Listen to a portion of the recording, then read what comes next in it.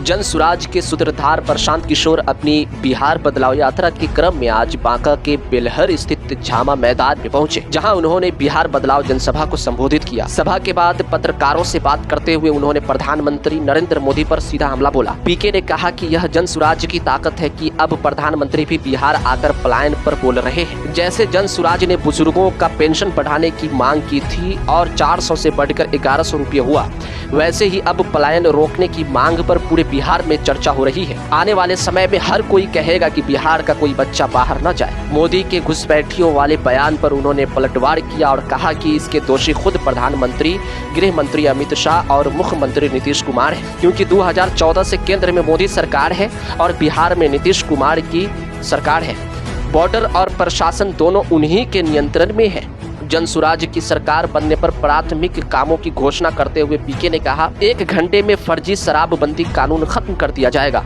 बुजुर्ग, विधवा और दिव्यांगों को 2000 रुपये मासिक पेंशन दिया जाएगा। 7 दिन में पलायन रोको विभाग बनेगा, जो बिहार से बाहर गए युवाओं को वापस बुलाकर यही 10-12 हजार रुपए की नौकरी उपलब्ध कराएगा। गरीब परिवार के बच्चों की शिक्षा का खर्च सरकार उठाएगी और उन्हें अच्छे प्राइवेट स्कूल में पढ़ने का अवसर मिलेगा। पीके ने कहा कि बिहार के युवाओं ने ठान लिया है कि इस बार वे शिक्षा, रोजगार और पलायन जैसे असली मुद्दों पर ही वोट देंगे। अरे भाई, ये दिखाता है कि जन सुराज की ताकत कितनी है। जन सुराज ने आवाज उठाया कि वृद्धों का पेंशन बढ़ाओ, तो 20 बरस से जो पेंशन 400 रुपया पे फंसा हुआ था वो आज 1100 हो गया।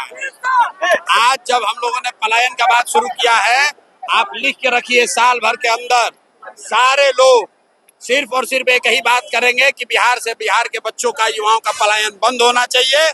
कोई बिहार का लड़का बाहर नहीं जाएगा।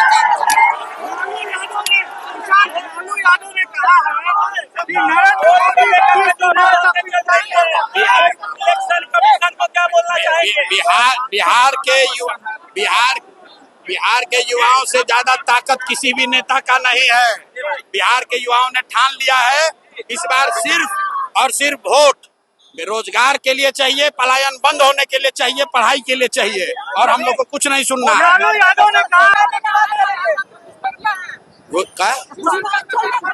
अगर घुसपैठिया है, अगर मोदी जी कह रहे हैं कि घुसपैठिया है, तो 14 बरस से देश में शासन कौन चला रहा है?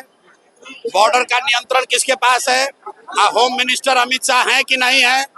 बिहार में सरकार किसका है? तो अगर घुसपैठिया आया है तो इसका दोषी कौन है?